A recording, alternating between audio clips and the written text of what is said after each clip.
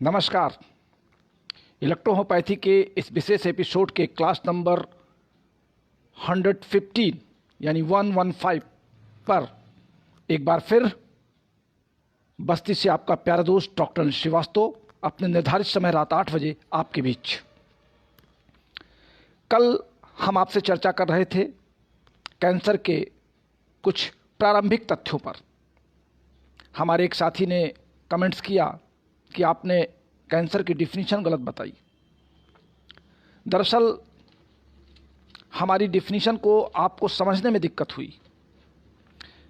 मैंने आपसे कहा कि शरीर की जो सेल्स होती हैं उनकी ये प्रवृत्ति होती है कि वो नई कोशिकाओं का जन्म देती रहें और पुरानी कोशिकाएं समाप्त होती रहें। ये एक प्रक्रिया है बॉडी में सेल के डेवलपमेंट की, और सेल के डेवलपमेंट की कोशिकाओं की ये कहानी उनके सेल डिवीजन से शुरू होती है। जब माइटोसिस की प्रक्रिया शरीर में होती है तो उस दौरान कोशिकाएं 1 से 2, 2 से 4, 4 से 8 बनती हैं। ये उनकी नेचुरल फिनोमिना है, ये उनका नेचुरल फिनोमिना है या प्राकृतिक रूप से उनके कार्य करने की क्षमता है। और जब किन्हीं परिस्थितियों में कोशिकाएं नई नहीं बनती हैं और पुरानी कोशिकाएं स्थायी रूप से वहीं पर ग्रोथ करने लगती हैं, और वो जो ग्रोथ होता है वो उनका एक अननेचुरल ग्रोथ होता है। जो नेचुरल ग्रोथ नहीं होता, अननेचुरल ग्रोथ होता है। यानी एक स्थायी सेल से या एक रुके हुए सेल से एक ग्रोथ हो जाना और लगातार वो ग्रोथ बढ़ता रहना, जिसमें नई सेल्स नहीं है, उसी पुरानी सेल्स में आउटग्रोथ हो रहा है। तो ये जो आउटग्रोथ हो रहा है ये कैंसर का रूप माना जाता है। अब उनकी समझ में ये आया होगा कि मैंने डिफिनीशन में ये बताया, चूंकि कैंसर में लगातार कोशिकाओं की वृद्धि होती है, ऑर्गन में गांठें बनती जाती हैं, गांठें उभरती जाती हैं, तो उनको लगा कि शायद मैंने नई कोशिकाओं के जन्म और पुरानी कोशिकाओं का रुकना, ये डिफिनीशन उनकी समझ में आया। मैं एक बार पुनः आपको क्लियर कर दूं कि जब कभी हमको चोट लगती है या कोई घाव हो जाता है, तो चोट लगने में या घाव लगने में क्या होता है, हमारे बॉडी के जो टिश्यूज़ हैं वो डैमेज होते हैं, क्षतिग्रस्त होते हैं। और सुरक्षा प्रक्रिया के दौरान जो टिश्यू की सेल्स होती हैं उनमें अधिकांश न्यूट्रोफिल और मैक्रोफेज टूट टूट कर बिखर जाते हैं। क्योंकि जब चोट लगती है किसी सेल्स पर, चोट का तात्पर्य घाव से है, किसी प्रकार का घाव होना, और जब न्यूट्रोफिल और मैक्रोफेज ये चोटग्रस्त हो जाते हैं तो फिर उनमें एक गाढ़ा और पीला द्रव बनने लगता है जो पेस्ट बना लेता है, और ये पेस्ट फिर पस कहलाता है। पस एक कैविटी बना लेता है, उस कैविटी में ये भर जाता है, और जब कभी ये कैविटी बंद हो जाती है तो निकटवर्ती जो अन्य कोशिकाएं होती हैं वो इस पेस्ट के साथ साथ, पस के साथ साथ उनमें डैमेजपन शुरू हो जाता है। ये प्रक्रिया उस दौरान होती है जबकि कैंसर की सेल आउटग्रोथ कर रही हैं।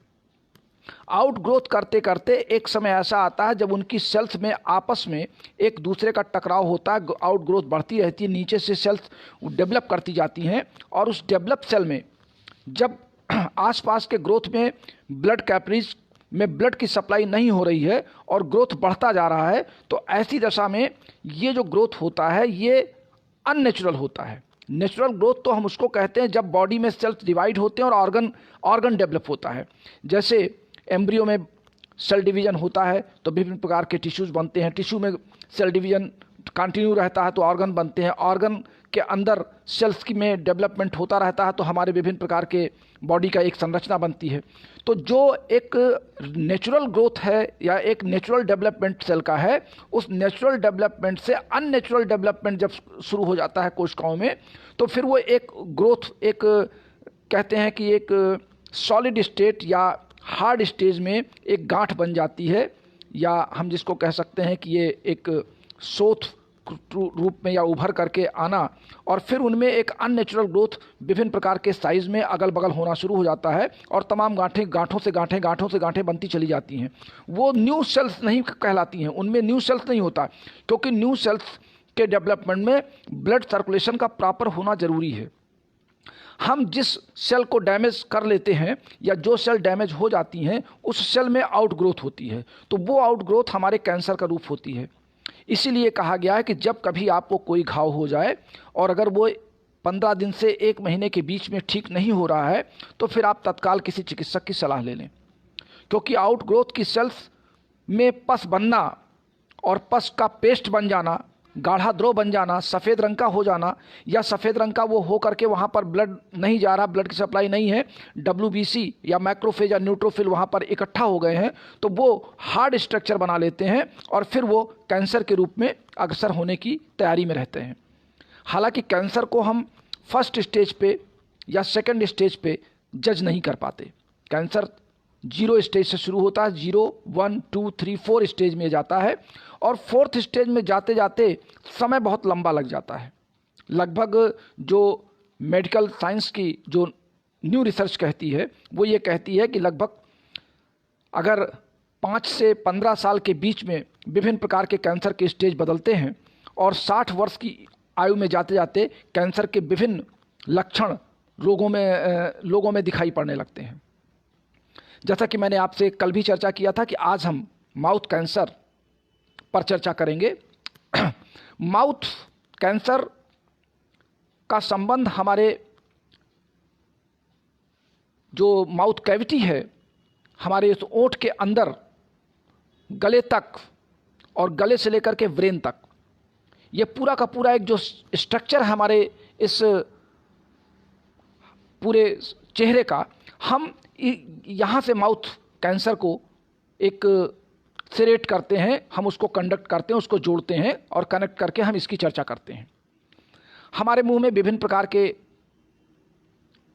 लार निकलते हैं माउथ कैविटी के अंदर से। हमारे माउथ कैविटी में हमारी जीभ है, दांत हैं, हमारे मसूड़े यानी गम्स हैं, टॉन्सिल हैं और उसके आगे हमारा फेरिंग्स है, एपिग्लॉटिस है और उसी से जुड़ा हुआ हमारे नेजल चैम्बर का मार्ग है और नेजल चैम्बर से जुड़ी हुई अनेक वेन्स और आर्टरीज हैं और फिर वहीं से तमाम जो क्रेनियल नर्व तंत्रिकाएं हैं हमारे आँख के चारों ओर से फैल करके ब्रेन के चारों ओर तक जाती हैं और गर्दन तक उनका रहता है। हमारे गर्दन के विभिन्न पार्ट में भी वो फैली रहती हैं, हमारे माउथ पार्ट में भी फैली रहती हैं और वहाँ से निकल करके हमारे जीभ के नीचे के पार्ट में भी वो फैल जाती हैं। तो ये पूरा का पूरा चैम्बर हमारा माउथ पार्ट कहलाता है, जो माउथ का अंदर का पार्ट है। कभी कभी होता क्या है कि हम केयरलेस, जिसको हम कहते हैं केयर नहीं करते हैं, हम अपने माउथ के बारे में बहुत ज़्यादा इफ़ेक्टिव सेंसिटिविटी नहीं रखते हैं। हमारे माउथ में आमतौर से देखने में ये आता है कि लोग पान, बीड़ी, सिगरेट का उपयोग करते हैं, विभिन्न प्रकार के ड्रिंक्स का उपयोग करते हैं। तो माउथ के ऑर्गन्स, माउथ के कैविटी में जो म्यूकस मेम्ब्रेन का एक लेयर है जो हमारे माउथ को बैक्टीरिया और वायरस के इन्फेक्शन से बचाने के लिए प्राकृतिक सुरक्षा का आवरण दिया गया है। ये प्राकृतिक सुरक्षा का आवरण हमारा म्यूकस मेम्ब्रेन धूम्रपान से, पान पुकार से, गुटखे से, तंबाकू से या एल्कोहल या ड्रिंक लेने वाले विभिन्न प्रकार के पेय पदार्थों से या अधिक ठंडा या गर्म लेने वाले पेय पदार्थों से प्रभावित हो जाता है। शुरुआती दौर में हम इसको बहुत हल्का लेते हैं, मुंह में छाले पड़ गए, जीभ के आसपास छोटे छोटे दाने निकल आए, ओंठ में थोड़ी थोड़े सफ़ेद रंग के हार्ड स्ट्रक्चर से बने हुए छोटे छोटे गांठें दिखाई पड़ी, हम उसको केयर नहीं करते हैं। जब कभी इस तरह की, कभी कभी हमारे चेहरे के ऊपर लंबी लाइनों के सफ़ेद धारियाँ दिखाई पड़ने लगती हैं, बाद में उनमें लालिमा आ जाती है।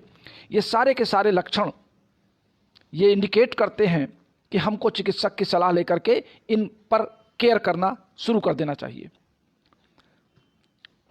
दांत लोग उखड़वाते हैं,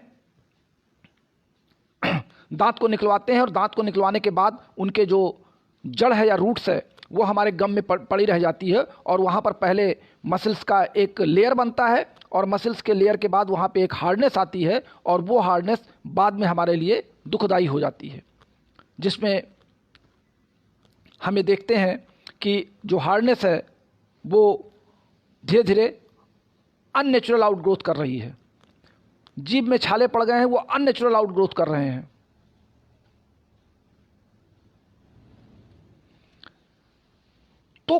माउथ के अंदर के इस प्रकार की जो समस्याएं होती हैं, हम उनको एक इंडिकेट करता है ये कि हम चिकित्सक की सलाह पे जाएं। हालांकि सारे के सारे लक्षण कैंसर के रूप नहीं होते, क्योंकि कैंसर की डेफिनेशन या कैंसर का जज करना ये मुंह के अंदर पड़े हुए छालों से जज नहीं हो सकता। जब तक कि हम उसकी टेस्टिंग ना करा लें, उसकी टेस्टिंग रिपोर्ट ना आ जाए, हम उसका बायोप्सी ना करा लें। लेकिन आम तौर से हमारे मुंह में होता क्या है कि लोग तंबाकू दबा करके रात में सो जाते हैं या पान पुकार दबा करके सो जाते हैं। वो उसके अंदर जो निकोटीन और टार होता है ये हमारे लिए हानिकारक हो जाता है, और फिर वो वहाँ के माउथ पार्ट पर जो म्यूकस मेम्ब्रेन होता है और वहाँ की जो सेल्स होती हैं जो उनको डैमेज करता है, और डैमेज करने के बाद अपना इन्फेक्शन वहाँ पे छोड़ देता है, जिससे वहाँ पे अनएक्सपेक्टेड आउटग्रोथ शुरू हो जाता है। तो जब ये आउटग्रोथ शुरू हो जाता है, फिर वो हार्डनेस होता है। हार्ड होने के बाद फिर वहाँ पे पहले तो शुरू में पेन नहीं होता, जलन नहीं होती, लेकिन बाद में पेन और जलन भी शुरुआत हो जाती है।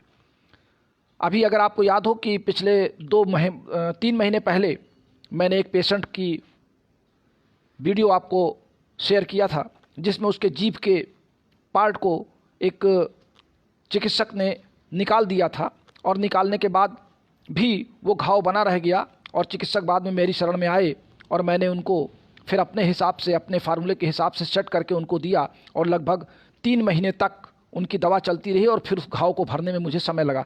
लेकिन वो कैंसर नहीं था। मैं आपको ये भी बता दूं कि ये कोई ज़रूरी नहीं कि जो घाव नहीं भर रहे हैं या किन्हीं कारणों से वो घाव अनएक्सपेक्टेड हैं तो आप उनको कैंसर ही मान लें।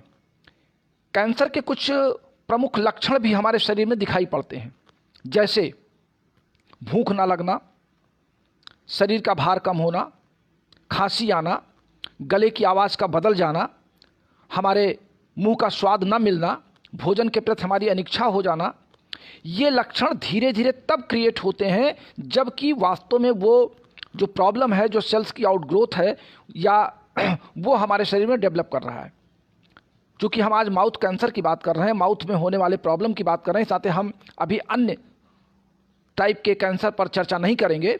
लेकिन ये जो प्रमुख लक्षण हैं, ये सारे के सारे लक्षण हमारे माउथ में धूमपान से कैसे बनता है, जो हम सिगरेट या बीड़ी का उपयोग करते हैं, उसका जो धुआं हम अंदर लेते हैं, उस धुएं के से हमारे जो माउथ पार्ट की म्यूकस मेम्ब्रेन है वो इफेक्टिव हो जाती है, और वो वहाँ पर carbon monoxide, carbon dioxide, silicon, sulphur, zinc, ये सब का जो मिक्सचर है, ये सारा का सारा मिक्सचर हमारे म्यूकस मेम्ब्रेन को प्रभावित करता है। मुंह में छाले पड़ जाते हैं, लार ग्रंथियाँ हमारी इफेक्टिव हो जाती हैं, जीभ के नीचे दाने निकल आते हैं। पहले लालिमा होती है, बाद में उसमें हार्डनेस आती है, और हार्डनेस होने के बाद फिर वो बढ़ते चले जाते हैं। तो ऐसी दशा में हमको फिर एक चिकित्सक की सलाह लेनी पड़ती है। हम कैंसर पर स्पेशलिस्ट नहीं हैं। हम इस वीडियो के माध्यम से ये दावा नहीं करते कि हम कैंसर को बहुत अधिक कंट्रोल कर ले गए हैं, लेकिन हम ये दावा जरूर करते हैं कि इलेक्ट्रोहोम्योपैथी के चिकित्सक यदि मनोयोग के साथ इस प्रकार की समस्याओं पर अपने औषधियों का प्रयोग करेंगे तो निश्चित रूप से सफलता मिलेगी। कैंसर के 0 स्टेज पर हम कुछ समझ ही नहीं पाते हैं। फर्स्ट स्टेज, सेकंड स्टेज पर हम ये जानने के लायक हो जाते हैं कि हाँ, ये आउटग्रोथ हो रहा है, इसमें पेन भी हो रहा है, पस भी बन रहा है, और बाद में अगर पस कहीं उसका पस कैविटी फट गई है तो पस बाहर पेस्ट के रूप में निकल रहा है, उसमें बदबू ज़्यादा आ रही है, मुंह में आपके बदबू आ रही है, मसूड़े में सूजन हो रही है, दांतों के अंदर पेन हो रहा है। ये तमाम काज एक दूसरे से जुड़ते चले जाते हैं, और बाद में जीभ आपकी गलने लगती है, जीभ में इन्फेक्शन बढ़ जाता है। भोजन आप करते हैं तो भोजन आपका इन्फेक्टिव हो जाता है, तो वो भोजन जब आपके गले तक जाता है तो ये इन्फेक्शन गले तक चला जाता है। इससे बढ़ करके फिर हमारा ब्रेन उससे इन्वॉल्व होता है, तो हमारा ये इन्फेक्शन ब्रेन की तरफ भी चला जाता है। यानी माउथ के अंदर होने वाला कोई भी इन्फेक्शन लगभग शरीर के हर अंगों की तरफ वो बढ़ता है। और 4th स्टेज का कैंसर तब पता चलता है जब किसी विशेष ऑर्गन के आउटग्रोथ से बढ़ते बढ़ते वो बॉडी के विभिन्न भागों में, विभिन्न पार्ट में पहुंच जाता है। तब हमको ये पता चलता है कि हाँ, ये 4th स्टेज में आ गया, और तब तक बहुत देर हो जाती है। तब तक पेशेंट का पता करना, इस नाते शुरुआती दौर में जब इस तरह के लक्षण आपको दिखाई पड़े तो तुरंत आपको चिकित्सक की सलाह लेनी चाहिए, और चिकित्सक आपकी पूरी मदद करेगा। अब आइए हम चर्चा करते हैं कि इलेक्ट्रोहोम्योपैथी में हम माउथ में होने वाले विभिन्न समस्याओं से निपटें कैसे।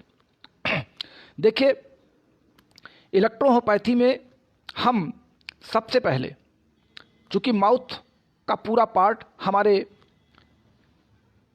डाइजेस्टिव सिस्टम के अंतर्गत ही आता है और हमको कंट्रोल करना है। एक सज्जन कोई स्टिकर हंसने वाला दे रहे हैं, मैं उनका नाम नहीं पढ़ पा रहा हूँ, श्याम सुमन जी हैं। ये क्या कहना चाहते हैं मैं इस बात को समझ नहीं पाया इनके स्टिकर से कि ये मेरी बातों को समझ रहे हैं या मेरी बातों को खिलवाड़ में इस तरह का स्टिकर डाल रहे हैं।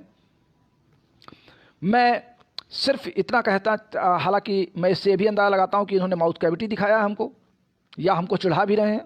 हो सकता है मेरे नॉलेज को गेस न कर पा रहे हो सही।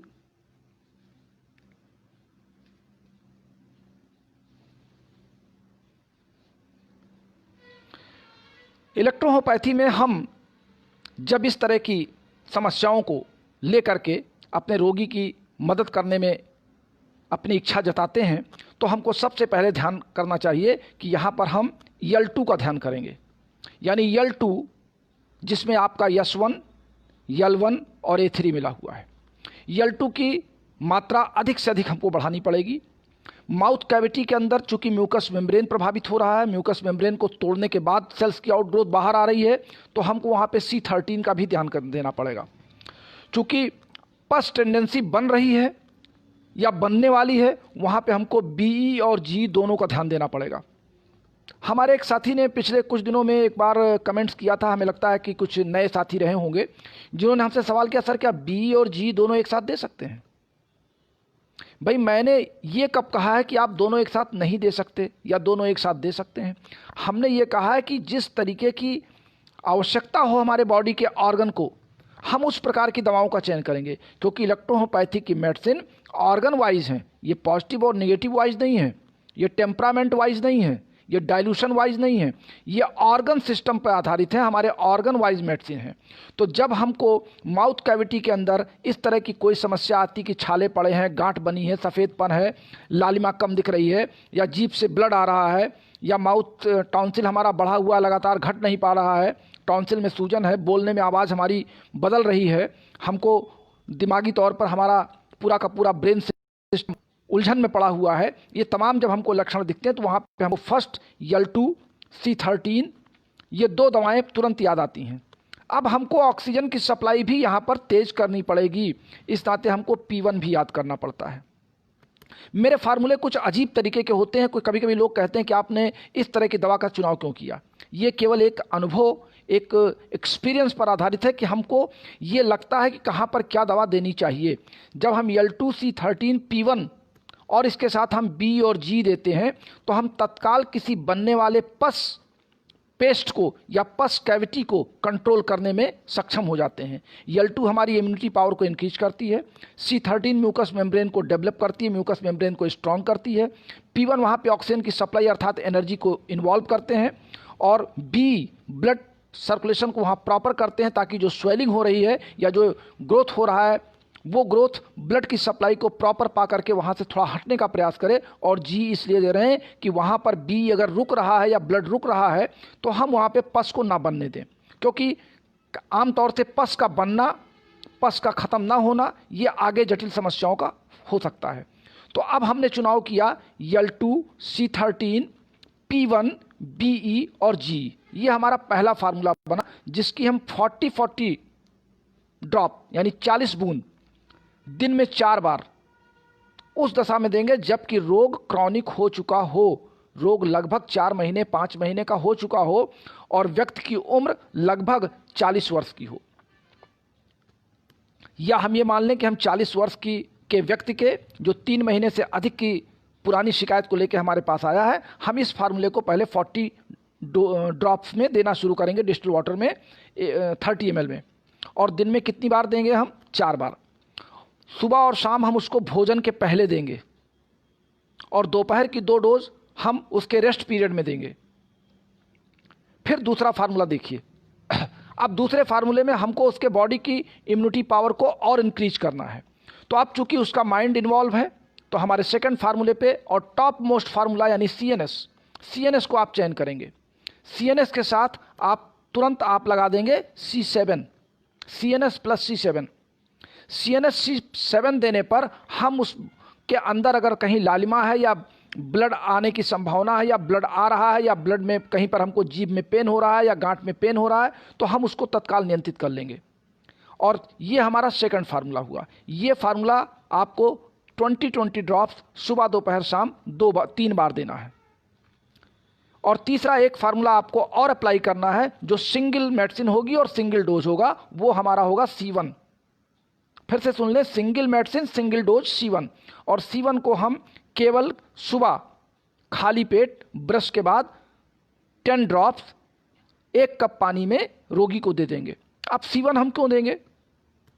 C1 इसलिए देंगे कि C1 हमारी प्यूटरेटरी ग्लैंड की मेडिसिन है और प्यूटरेटरी ग्लैंड से हमारे जो विभिन्न प्रकार के हार्मोन्स निकलते हैं उनमें से आधे से ज़्यादा हार्मोन्स हमारे माउथ पार्ट की तरफ इंक्रीज होते हैं। और चूंकि हाइपोथैलेमस कैविटी हमारे कान के बगल में है और हमारे पूरे माउथ पार्ट से के बिल्कुल करीब में है, तो C1 का फंक्शन हमको बहुत ज़रूरत पड़ेगी। इस नाते C1 हमको याद करना ही पड़ेगा। तो हमारे 3 फार्मूले बने।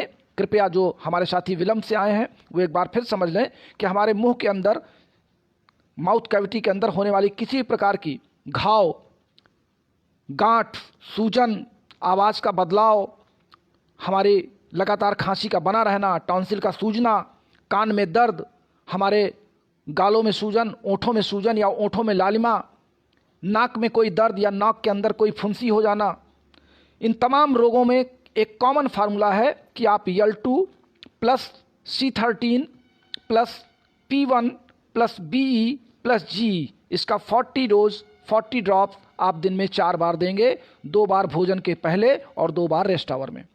दूसरा फार्मूला हमने आपको दिया CNS plus C7। CNS plus C7 ये आप 20-20 ड्रॉप्स आप देंगे सुबह दोपहर शाम। और तीसरा फार्मूला हमने आपको दिया C1 जो सुबह आपको खाली पेट देना है, सिंगल डोज देना है, 24 घंटे में 1 बार, केवल 10 ड्रॉप्स। ये 3 फार्मूले आप कृपया सभी चिकित्सक साथी इसको अपनाएं। अपनाने के बाद हमको बताएं कि माउथ की किसी भी प्रॉब्लम में क्या आपको कितने % की सफलता मिली। हमारे विभिन्न प्रकार के लेखक तमाम तरह की दवाओं का फार्मूला बताते हैं, लेकिन वो कितने कारगर हैं उन्होंने उसको स्वयं आजमा करके देखा है कि नहीं देखा है, मैं इस बात की गारंटी नहीं ले सकता। लेकिन मैं ये ज़रूर कह सकता हूँ कि मैं अपने पिछले 36 वर्षों का अनुभव आपसे शेयर कर रहा हूँ। मैं कोई अहम की बात नहीं कर रहा हूँ, मैं कोई गारंटी की बात नहीं कर रहा हूँ, मैं सिर्फ ये कह रहा हूँ कि मैंने इस तरह के प्रयोग करके इन रोगों पर, इस तरह की समस्याओं पर हमने सफलता पाई है। अब आप उसमें कितने सफल हो रहे हैं ये आप बताएंगे कि मेरे फार्मूले आपको कहाँ फिट बैठ रहे हैं। हमारे एक बहुत सीनियर साथी डॉक्टर अशोक कुमार मौर्य जी का आज जन्मदिन है। मैं उनको अपने इस वीडियो के माध्यम से उनके जन्मदिन पर ढेरों शुभकामनाएं देता हूं और अपने उन तमाम इलेक्ट्रोहोम्योपैथिक चिकित्सक साथियों का जिनका जन्मदिन आज है, मैं उनको अपनी तरफ से बहुत सारी शुभकामनाएं प्रेषित करता हूं, क्योंकि आप इलेक्ट्रोहोम्योपैथी के एक सच्चे सिपाही हैं और ज़रूरत है हमारे देश को, हमारे समाज को आप जैसे चिकित्सकों की, आप जैसे सेवा करने वाले व्यक्तियों की, और समाज में आप हमारी शुभकामनाओं के साथ अपनी लंबी आयु को प्राप्त करें। मैं डॉक्टर मौर्य जी के प्रति यही कामना करता हूं। मैं यहाँ पर चर्चा कुछ सामयिक करना चाहता था, लेकिन आज मैं आपसे यहीं पर विदा लेना चाहता हूं। हम आपसे कल फिर मिलेंगे रात 8 बजे। आज तक के लिए बस इतना ही। कल फिर इंतज़ार कीजिए, हम आएंगे कैंसर के दूसरे चैप्टर पे। माउथ के बाद हम चर्चा कर लेंगे गले के कैंसर की, गले में होने वाली किसी समस्याओं की, और समस्याओं पर हम आपसे चर्चा करेंगे। लेकिन आपके कुछ कमेंट्स आ रहे हैं, मुझे थोड़ा सा, सर अगर कोई कीमोथेरेपी करवाना चाहता है तो क्या उसे यह डोज यूज करेंगे? करवा रहा है तो क्या उसे? हाँ, देखिए, कीमोथेरेपी एक कुशल डॉक्टर के द्वारा ही कराया जाता है और कीमोथेरेपी माउथ के बाहर की प्रक्रिया है, ना कि माउथ के अंदर की। तो कीमोथेरेपी उसकी चल रही, चलने दीजिए। हमारी जो दवाएं हैं, इन दवाओं का उपयोग आप कर सकते हैं। कीमोथेरेपी एक मैनेजमेंट है, ना कि कोई दवा है। तो और ये आप औषध दे रहे हैं, आप टिश्यूज़ को डेवलप कर रहे हैं, टिश्यूज़ के सेल्स के फंक्शन को डेवलप कर रहे हैं, इस नाते आपको देना ही चाहिए। Tapan Rai ji, very very nice sir. Shyam Suman ji हैं, आपका भी नमस्कार। मैं आज आप लोगों के कुछ साथियों के नाम पढ़ दूं क्योंकि बहुत दिन बाद मैंने आपसे मिलना चाहा है। हमारे रेशम पथरेला जी हैं, आपका भी नमस्कार है। शुक्ला चंद्रशेखर जी ने सवाल किया था। अशोक सागर जी हैं लाइन पर, चूँकि नाम आपके बहुत जल्दी जल्दी आते हैं। सुधीर कुमार पांडे जी हैं, रोहित कुमार जी हैं। बहुत से साथी हमारे इस समय लाइन पर हैं और मैं सबके नाम पढ़ने में सक्षम नहीं हो पा रहा हूं क्योंकि नाम बहुत तेज़ी से भाग जाते हैं। श्याम सुमन जी हैं और उमेश कुमार जी हैं। या तो आप इस समय हमको नमस्कार करेंगे तो मैं आपके नाम अपने सामने पढ़ लूँगा। डॉक्टर रमेश चंद जी आ चुके हैं, नमस्कार सर जी, आपका भी बहुत बहुत नमस्कार। चलिए, आप सबका बहुत बहुत धन्यवाद, बहुत बहुत नमस्कार। आप सब हमारे इलेक्ट्रोहोम्योपैथी के वीर सिपाही हैं। लगातार मुझे इस बात की खुशी है। हाँ, एक चर्चा मैं चलते चलाते आपसे कर लूँ जो वास्तव में बहुत ज़रूरी है। हमारे कई साथी ये कहते हैं कि डॉक्टर अनिल श्रीवास्तव के इस लेक्चर का उद्देश्य क्या है। क्या ये अपने आप को शो करना चाहते हैं कि मैं इलेक्ट्रोहोम्योपैथी बहुत जानता हूँ, या लगातार एक मुहिम छेड़े हुए हैं? तो मेरा उद्देश्य सिर्फ इतना है कि अगर मेरे लेक्चर से मैं सिर्फ एक अच्छा प्रैक्टिशनर इस देश में बना पाया तो मेरे मरने के बाद वो एक और प्रैक्टिशनर बनाएगा, फिर उसके बाद और प्रैक्टिशनर बनेंगे। यानी हम प्रैक्टिशनर बनाने के लिए ये क्लास लगातार आपके बीच में लेके आ रहे हैं। न मुझे इस क्लास से कोई रुपया कमाना है, न मैं इस क्लास का कोई फीस लगाया हूँ। ये बिल्कुल निःशुल्क है और पूरे देश के लिए है, पूरे विश्व के लिए है। जो भी ये क्लास मेरा सुन रहे हैं, अगर उनको 2% भी लाभ होता है मेरे बताए गए फार्मूलों पे, मेरे अनुभव पे, तो मैं समझूंगा कि मेरा ये सबसे बड़ा पुरस्कार मेरे जीवन का है। आप सबको इन्हीं शुभकामनाओं के साथ मैं एक बार अंतिम रूप से आज के इस क्लास को खत्म करने की इजाज़त चाहता हूं। नमस्कार, शुभ रात्रि। कल फिर मिलेंगे रात में 8 बजे। तब तक के लिए अपने प्यारे दोस्त डॉक्टर अनिल श्रीवास्तव